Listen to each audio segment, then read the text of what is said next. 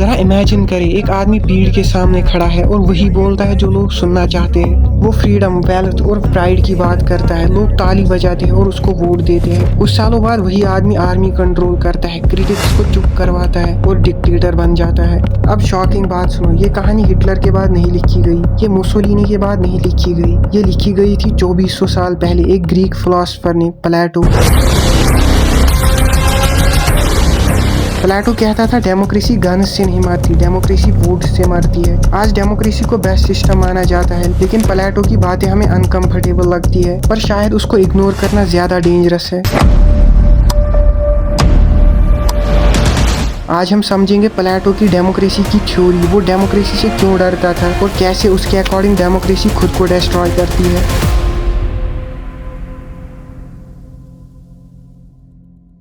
प्लेटो एक Greek philosopher था। वो एथेंस नाम के शहर में रहता था। एथेंस डेमोक्रेसी का सेंटर था। लोग अपने सिस्टम पे प्राउड फील करते थे। इस बात से ये तो समझ आता है कि प्लेटो किसी डिक्टेटर स्टेट से नहीं था। वो डेमोक्रेसी में पैदा हुआ और डेमोक्रेसी में पला पड़ा। एथेंस में लोग वोट करते थे, लीडर्स पब्लिक चूज करती थी। पर इस शहर में प्लेटो के साथ एक ऐसी घटना घटी जिसने उसकी सोच बदल दी। उसके टीचर सोक्रेटिस को डेमोक्रेसी के कोर्ट ने सजा दी। सोक्रेटिस पर इल्जाम लगा कि वो यूथ को गलत सिखाता है। सिटीजन जरी ने वोट किया और सोक्रेटिस को जहर पीने की सजा दी गई। प्लेटो ने देखा कि डेमोक्रेसी ने सबसे समझदार और इनोसेंट आदमी को मार दिया, और इस इंसिडेंट ने प्लेटो को सोचने पर मजबूर कर दिया कि अगर डेमोक्रेसी इतनी अच्छी है तो फिर सबसे समझदार आदमी क्यों मारा गया।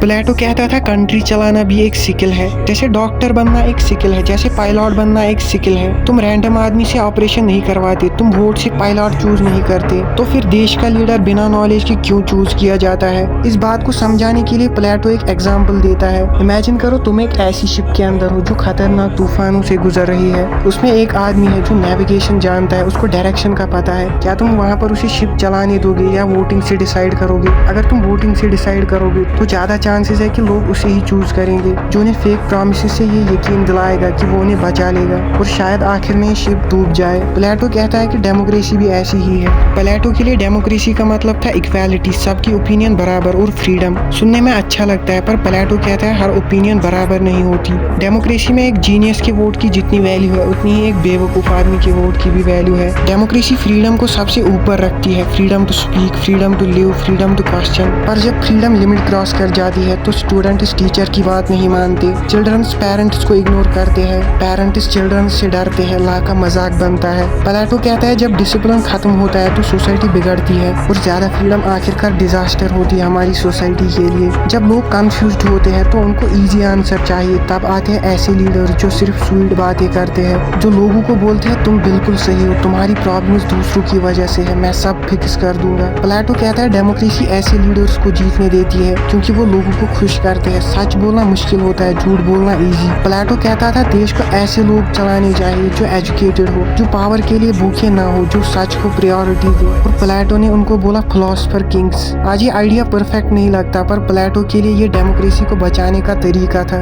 आज डेमोक्रेसी बेटर है, रूल्स है, कोर्ट्स है, पर प्लेटो का क्वेश्चन आज भी जिंदा है। क्या हम सच को फॉलो करते हैं या सिर्फ इमोशनल बातों को? क्या लीडर स्मार्ट होना चाहिए या पॉपुलर? प्लेटो डेमोक्रेसी के अगेंस्ट नहीं था, वो इररिस्पॉन्सिबल डेमोक्रेसी के अगेंस्ट था। उसका मैसेज सिंपल था, फ्रीडम अच्छी चीज है, पर फ्रीडम के साथ समझ और जिम्मेदारी भी चाहिए, अगर नहीं तो डेमोक्रेसी खुद को ही तोड़ देती है।